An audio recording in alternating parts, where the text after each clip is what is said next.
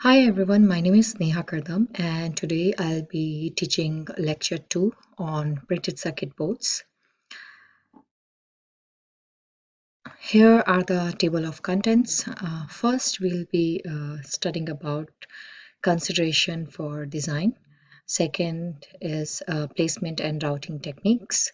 So these two are basically based on IPC standards of designing the PCB. And we will learn about the standards which will help in making the PCB. Consideration for design. Design for excellence and design for producibility and reliability. They are the main in the production of printed circuit boards. It involves all the disciplines needed to manufacture and maintain an electronic product. It also involves the many disciplines and also many sister industries that exist alongside the design industry that are essential for the production of printed circuit boards. Going to the next slide. So here you can see we have a design at the center, and around that we have fabrication, test, schedule, assembly, mechanical, and electrical. So it's like a team, and you see a successfully operating printed circuit board depends on all these disciplines. The designer is in the middle, acting like a hub, balancing all the aspects of creating a working PCB, while at the same time it is assuring that all the requirements of the electrical engineer, test engineer, fabrication engineer, assembly and manufacturers requirements are met. Decision when you make at the design stage can affect people's work down the line and making it either more difficult or maybe easy to accomplish their job. And in order to facilitate communication between all the people involved in the production of the PCBs, IPC basically has devised a number of classification. So we will be looking at some of these classifications in the next coming slides.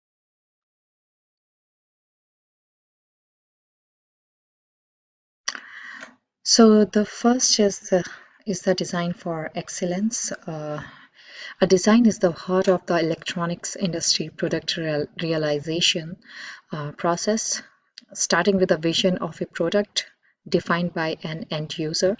So here the end user is the customer, and the designer makes that vision a reality. So designer is maybe the industry. So for example, if you want if you want to send a PCB to an industry, you are the customer and you have some schematic in your mind and you send it to the industry, and uh, so they are the one who design your PCB and get it back to you. However, at a large level, usually the other companies, they take the contract uh, from the customer and then they design the whole product, and and the and the customer basically let the company know that what are their requirements, and they provide that list to the company. The design phase is where the reality of that project vision begins to takes shape.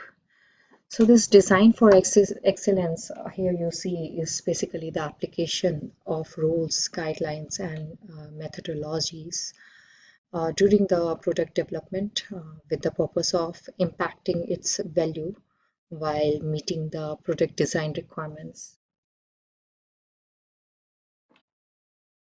Now we will go to the next slide. Now, this slide talks about design review prior to design start.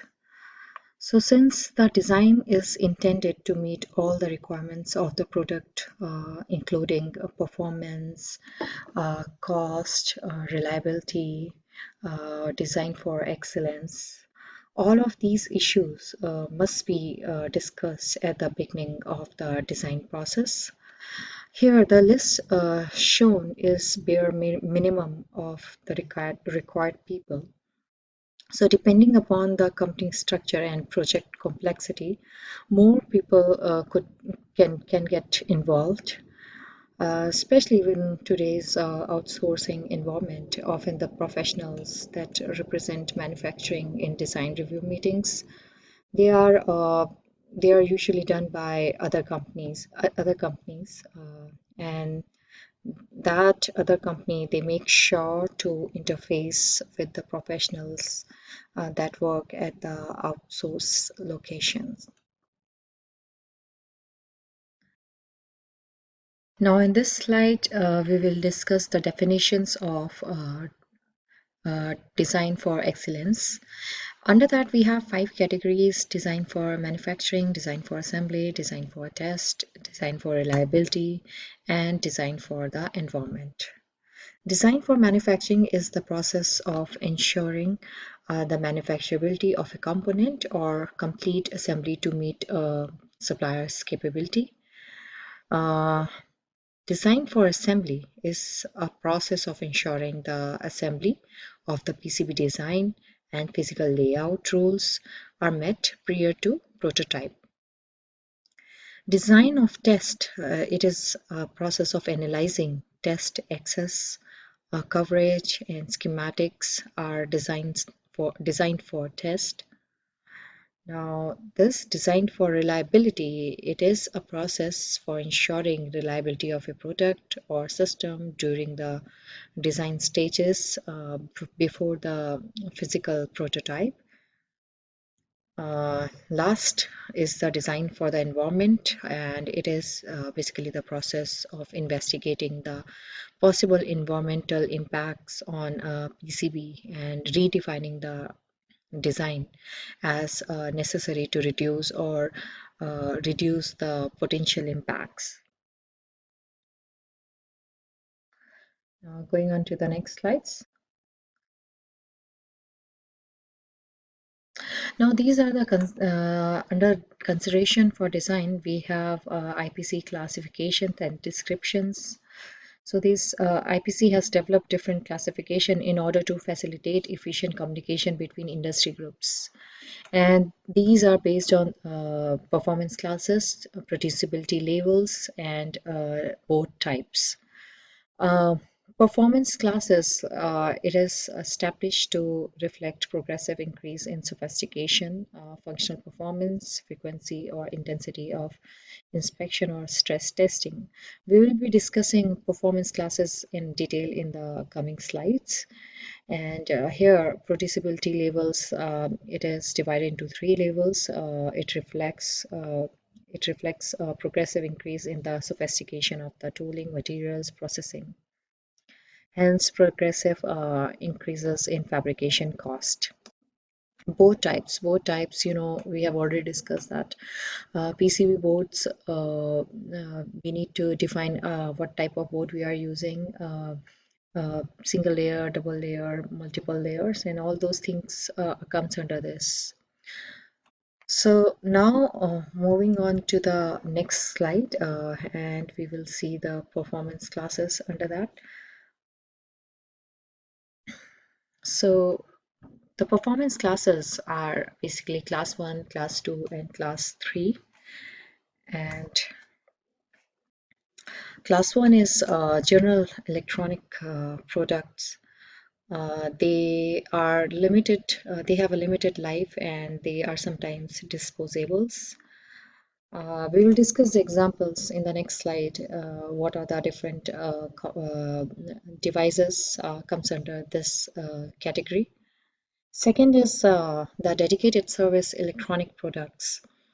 It has continued performance, extended life, uninterrupted service. And the third one is high reliability electronic products. The products which lie under class 3 category, they have continued high performance. They have critical performance on demand, no tolerance for downtime, must function at any cost.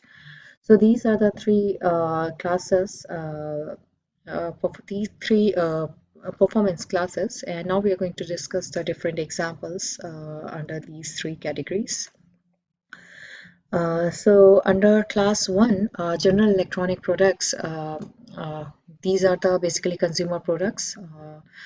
For example, computers, computer peripheral devices, military, some non-critical military hardware, cosmetic imperfection. Uh, Here you can see on the right side the picture of the calculator and toys. You might have seen kids' toys, flashlights, smartphones. They come under class 1 category, and they have limited life, and that's why they come under this category. Second is class 2 category, which is the dedicated service electronic products. And in this one, the examples are like laptops, microwave, some mining equipments, cell phone is also an example. And these ATM machines are comes under class 2 category. So here it is written communication equipment, sophisticated business machines, sophisticated instruments, some military equipment. High performance and extended life is required in this class. Uninterrupted service is desired, and certain cosmetic. This slide talks about class 3 category, which is the high reliability electronic products, and it includes the equipment for commercial military products, where continued performance is critical. Printed boards and printed board assemblies in this class are suitable for applications where high levels of assurance are required and services very essential. So you can see here, these are the different examples which are mentioned here. One of this is the car, and you can see the equipment here are very critical, and if uh, any of the equipment damage over here, then it can lead to some fatal accidents. This is the satellites, and these satellites needs to be of a high performance. And another example, good example would be the instrumentation in a plane's cockpit. Uh, these are also used in medical weapon systems.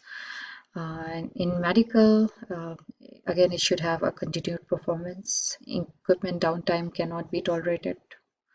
Must function when required. They should have high levels of assurance, and so on. Now we'll go to the next slide. Each performance class can be related to end use environments. So in this slide basically describes about the end user, which is the customer who determines the class of the finished product. The customer and the company who develop the product, they basically sign a contract which specify all the requirements, different guidelines, rules and regulation on that. And based on that contract, the product is developed, and that contract also specify which class category the product must lie. But here the key point is the user, the customer is the one who determines the product class category. Now moving on to the next slide. So this next slide is on consideration for PCB design. So you can see here ambient temperature, heat generated by components, ventilation, shocks, vibration, frequency of operation. These are some of the examples of equipment environmental conditions. First, first design step in the selection, and here you can see these are the things which basically depends on the environment. So we need to keep in mind the material tolerance and final product configuration. Uh, for these things should be given the priority when designing the PCB, and that will show that whether it's going to be affected by the environment or not. So in this, the first design step is the selection of material, and it is thoroughly define the service requirement, and that must be met. That is like environment vibration, shocks, physical and electrical requirements. For protecting against the effects in a severe environment, there is a coating called conformal coating is provided. That conformal coating is an electrical insulation material which conforms to the shape of the circuit board and its components. It is also used for the purpose of improving the surface dielectric properties. Now, we will move on to the next slide.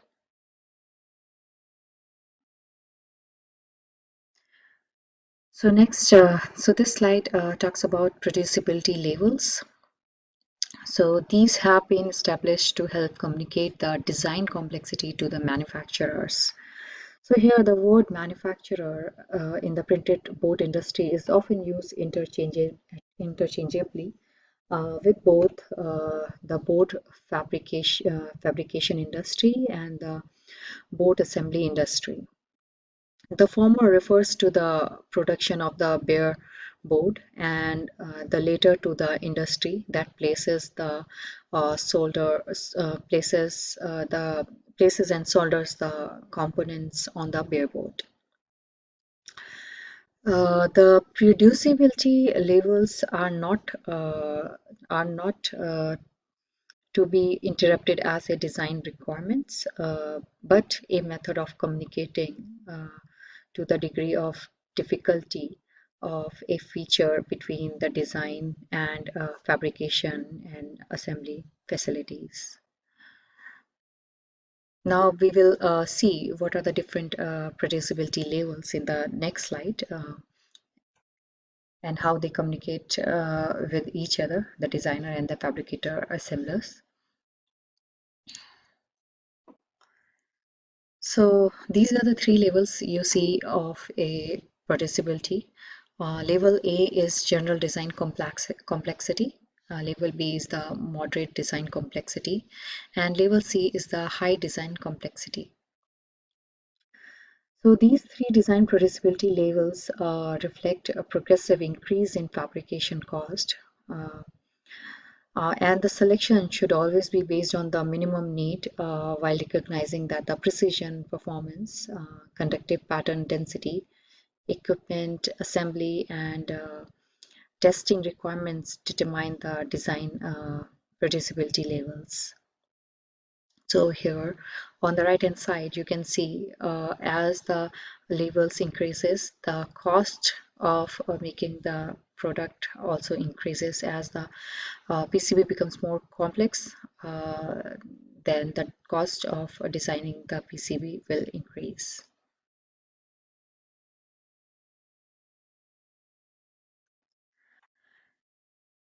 Now comes the now the producibility levels. This topic is continued, and this slide highlights about the features that have an effect on producibility levels and corresponding costs include.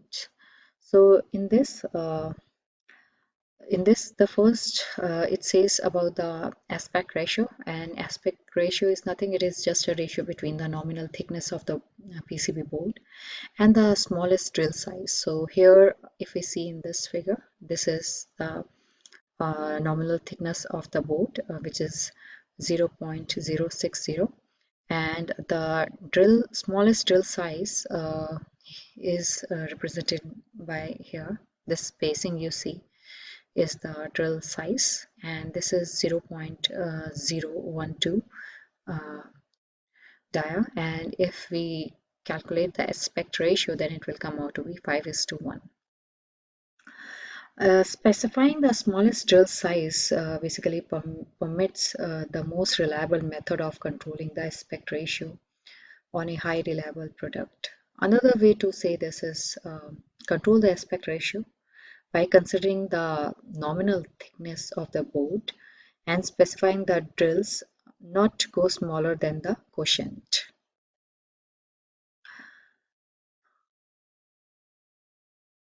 Now there are other points are also mentioned which also affects the producibility levels. For example, like trace width and spaces between the traces. Uh, Number of layers, both types. Layers you already know, single layer, multiple layers, all those also affects the producibility level. And added stiffness or copper in the into the PCB. So all these factors affect the producibility, and we'll discuss about the traces with and what are these in later slides. So now moving on to the next slide. So this slide talks about the type 1, type 2, type 3 and till type 6 rigid board types. So these boards can be single-sided, double-sided or multi-layered, and they may be manufactured with special cores intended to distribute the heat more evenly or restrict movement of the organic laminate. Uh, they may also have internal interconnection using vias that are buried or only open or one side open. They may be made of reinforced or unreinforced flexible material. So all these factors depends on the producibility. And we will talk about the blinds and berries vias in our next lecture uh, in detail. So you understand. So these are the different types of rigid boards you can have: single side printed board, double side printed board, multi-layer board without bind or buried vias, multi-layer board with bind or buried vias, multi-layer metal core board without blind buried vias, multi-layer metal core board uh, with bind and buried vias. Now I'll go to the next slide. So this slide talks about the component placement. Component locations are important for proper circuit functioning and to assure all the physical requirements of the assembly are met. If components are not placed accurately, then the misalignment may cause not proper functioning of the PCB. The mounting and attachment of components play an important role in the design of a printed board. In addition to their obvious effect on component density and conductor routing, these aspects of board design also impact fabrication, assembly, solder joint integrity, repairability, and testing. Therefore, it is important that the design reflects appropriate trade-offs that recognize these and other significant manufacturing considerations. Um, in this, all components should be selected so as to withstand with the vibration, mechanical shocks, humidity, temperature, and other environmental effects. And we should also keep in mind the electrical performance and minimum clearance requirements for the circuit designs while placing the components, and those are the critical requirements in any printed circuit board design. So here these points says an efficient placement facilities a quality routing of signal conductors and assures the design will meet subsequent process. The same thing, the printed board designer acts as the hub of board design, and they are a liaison between all groups balancing demands so all requirements are met. So we will see this uh, we will see the diagram based on this in the next slide. So here, this diagram shows the interconnection between PCB and different design for manufacturing, design for accessibility, design for testing, thermal issues, mechanical constraints, electrical constraints, reliability, and routability. To understand this, we can take an example of a mechanical function.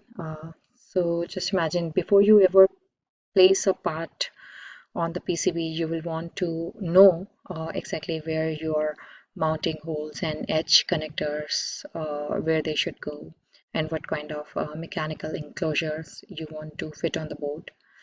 Understanding these variables will affect both the size and the shape of your board. Um, we have we have seen many engineers design a board that does not fit its enclosure, only to spend they spent hours reworking on their entire design to fit into uh, to fit the board. Uh, so minimum electrical clearance requirement is very important for routing for your mounting holes in your design rules before beginning a component placement process. So if you do that, this will let you focus on the creative stuff while not worrying about your mechanical constraints. Now, I'll move on to the next slide. And this slide talks about the routability placement concerns. So components must be placed such that the wires that link them together can be routed as efficient as possible. And having a reliable, consistent library of component is the first step to good placement. Use this IPC standard is mentioned over here to select the reliability level needed for the solder joints on the components. This also says do not use component manufacturers' recommended footprints as they do not consider the user performance classification. And here I have mentioned the PCBlibraries.com. It is a free website from where you can get the footprints for your piece for your project. Now moving on to the next slide.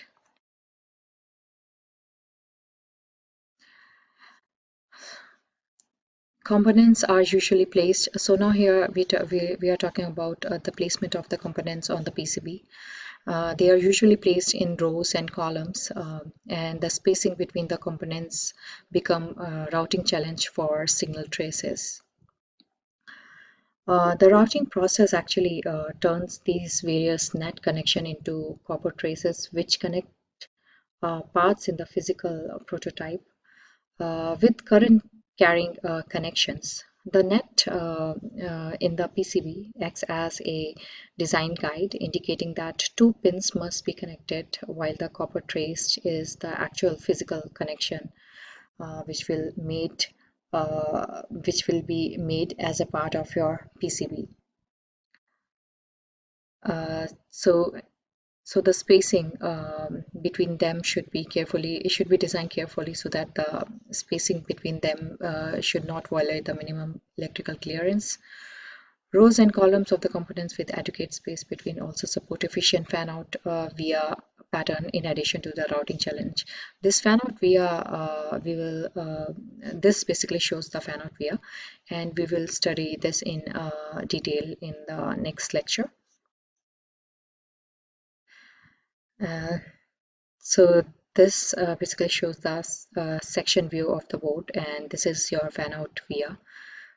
This is your board, and this is the copper layer,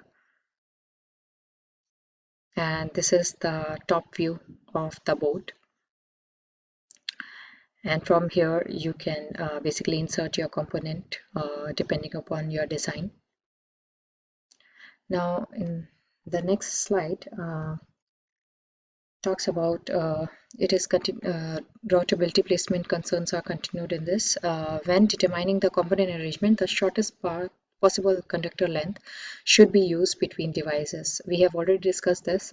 It is desirable to have a shortest path between two electrical points on the PCB. desirable for all designs and especially for radio frequency and microwave design. If you're working with the high frequencies, this becomes a very important concern to have the shortest path to avoid any kind of interference. A rat's nest view permits the designer to move components to different locations to improve interconnection pathways. Plan the shortest connection path shows component lands that have not been connected and signal flow. So we'll talk about this rat's nest in the next slide. So here, this is the picture of a rat's nest. This example shows that the connector at the top of the board is selected to show its pattern of connection to a group ball grid array. When you transform a schematic into a PCB layout in KiCad, you will notice that each of your parts has a very thin line that connects to another parts like this. These lines are called air wires, and you will also hear them referred to as rat's nets. In other PCB design tools, they use it as a rat's nets. These are all the connection points between parts that you create with your schematic design. Now, by minimizing the amount of intersections and crisscross of connection path, you make your routing job a whole lot easier and very straightforward. With the KiCad software, you have this facility uh, to basically design a handy RedSnets tool on the left hand side. Like with on KiCad, you can use RedSnets tool on the which is usually placed on the left hand side of the interface. That makes it easy to recalculate your airways as you move parts around, and be sure to keep selecting this button as you place parts to keep track of your progress. So now I'll move on to the next slide.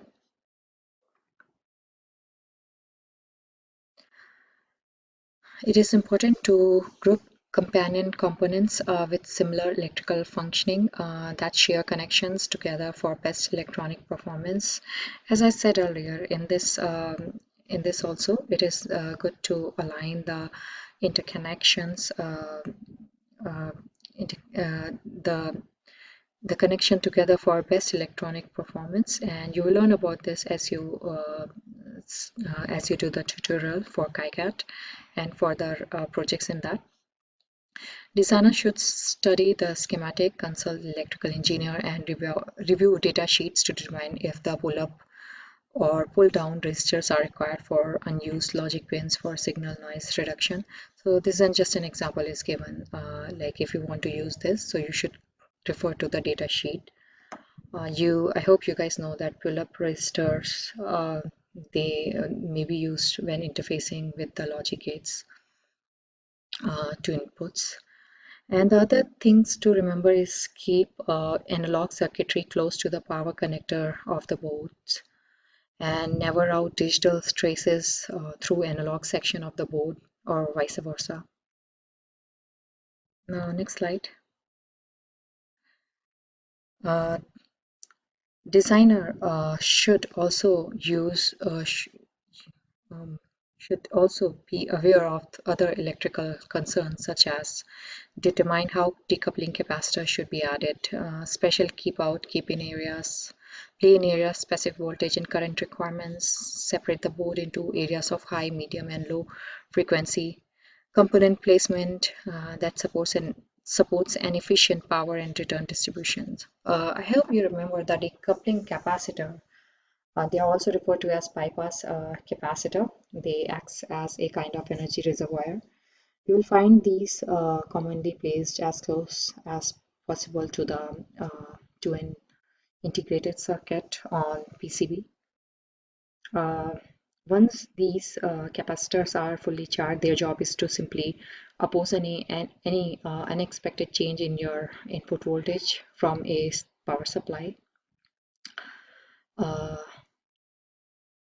When okay, so and the two important things to consider in decoupling capacitor is that if the input voltage drops, then decoupling capacitor will be able to provide enough power to an IC to keep the voltage stable. And if the voltage increases, then a decoupling capacitor will be able to absorb the excess energy trying to flow through the IC, which again keeps the voltage stable. All of this is needed because there is a ton of electrical noise on a typical PCB. And the study, if we take like 5 volts that we think we have flowing all over the place in our PCB is actually jumping around as it moves from components to component. And these are specific voltage and current requirements are the basic things to remember while designing the PCB.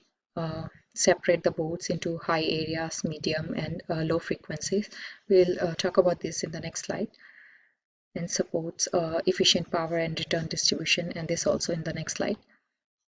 So as you can see here in this slide, how uh,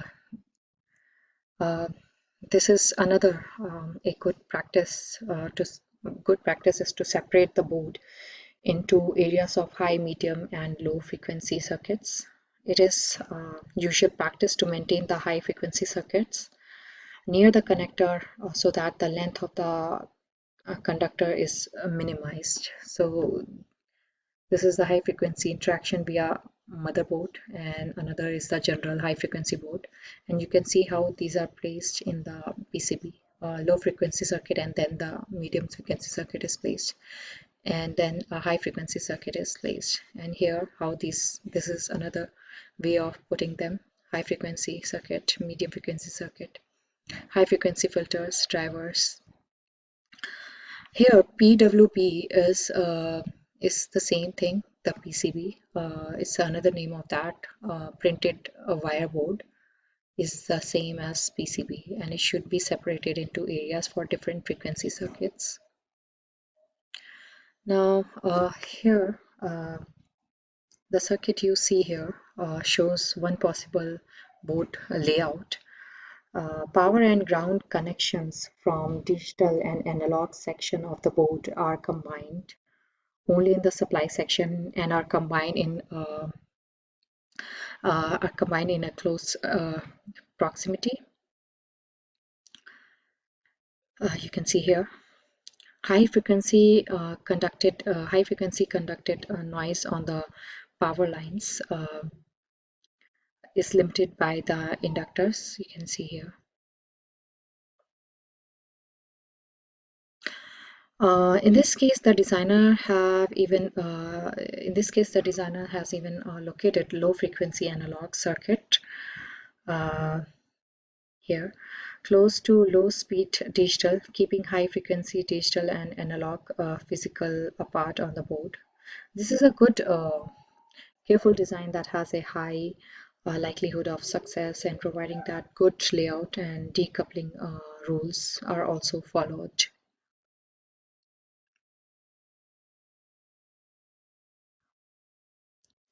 Now this next slide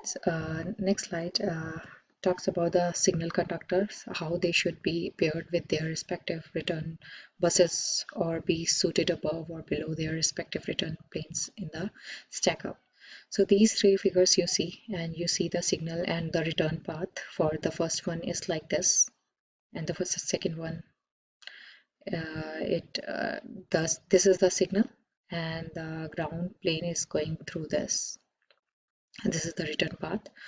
Whereas in the third version, this is the signal and this is the return path. So if you see the version A, it is a poor design. It does not use an analog ground plane at all. A loop is formed, you can see here, a loop is formed by the ground and signal traces. An electric field and perpendicular magnetic field are created in this type of design and form the basis for a loop. A rule of thumb or loop antennas is that so this This basically creates a loop antenna. So the rule of thumb for loop antennas is that the length of each leg is equal to half of the most efficiently received wavelength. And remember, however, that even at 1 by 20th of the wavelength, the loop will still be a fairly efficient antenna.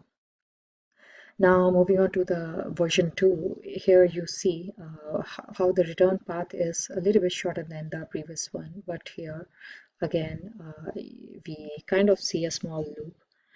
Uh, but this is a better design than the version A, but there is an intrusion into the ground plane, uh, presumably to make room for its signal trace. A much smaller slot antenna is formed by the difference in pathways between signal and the return. A second loop is created by the cutout of the ICs. Now, the version C, as you can see that this is the best design. Signal and returns are coincident with each other in this case, eliminating loop antennas effects completely. Note that there is still a cutout for the IC, but it is located away from the return path of the signal.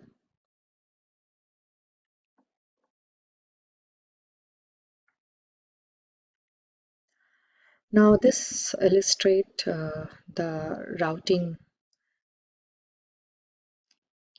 So this is a poor layout design you see. You can see how the ground plane and the voltages are far apart, and this forms a Z kind of structure. So the routing contains antennas that could radiate or pick up stray electromagnetic energy. This is only good for low speed designs, or maybe you can say a long time ago these kind of designs were used. None of the today's components are slow enough for this type of return path. Another way to view this is the like a Z dimension when power is on the top and ground is at the bottom, and the only thing in between is the signal. You can see the signal. They are affected by the return path. So keep power planes close together, and that will make up a good design. Now this design which you see here, it is a better layout, and it reduces power distribution, logic return impedances, conductor crosstalk, and broad board radiations. So you can see that these are pretty close, and there are multiple return paths offered by this layout. And this third one is the preferred layout, or you can say the best layout, which has further electromagnetic interference problem reduction. But note that the approximation to a connected grid of return, minimizing the distance return signal must travel back to its source. This routing scheme for power and return routing was the precursor to planes. So this is the one of the best design among all. And here you see the ground and the power lines that's represented by red and the green one. The green ones are your ground, red ones are your power. So this is it. The second lecture is finished. Thank you.